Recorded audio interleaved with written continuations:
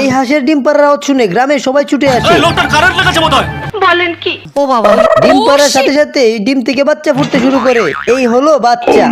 এই বাচ্চাটি ডিমের ভিতর ছিল কি করে? তার বুদ্ধি ভালো। খাবার ঘন্টার বাজার সাথে সাথে গাড়ি স্টার্ট কর।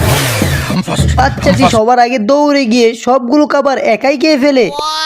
এটা দেখে গ্রামের মহিলা হাঁসগুলো তো একদিন পুকুরে গোসল করতে গিয়ে যখন ড্রাইভ দেয়,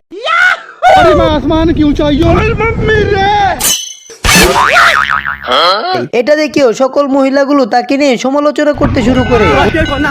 কোনো একদিন গ্রামে শিয়াল তাকে আক্রমণ করে ফেলে, কিন্তু সে ছিল পালোয়ান ও সাহসী। তুই কি আমারে ফুটপাতের মাস্তান ভাবছ? একটি ফাঁদ তৈরি করে উপর থেকে ফেলে দেওয়ার জন্য। ডিম রেখে যখন হাঁসটি বাসা ঠিক করতে যায়, তখন ডিমটি অনেকগুলো ডিমের সাথে দৌড়ে গিয়ে মিশে যায়। সে তো বুঝতেই পারছে না যে তার ডিম কোনটি।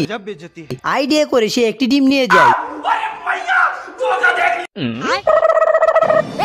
কুমির মনে করে সে কুমিরের ডিম চুরি করছে।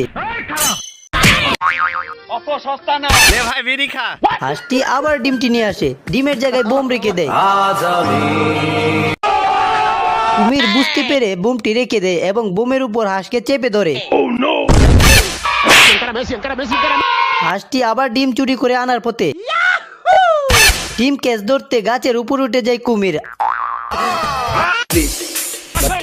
হাঁসটি গাছ কাটতে শুরু করে। ও বাবা, কত হিম্মত একবার দেখি, সুটিয়ে লাল করে। আহা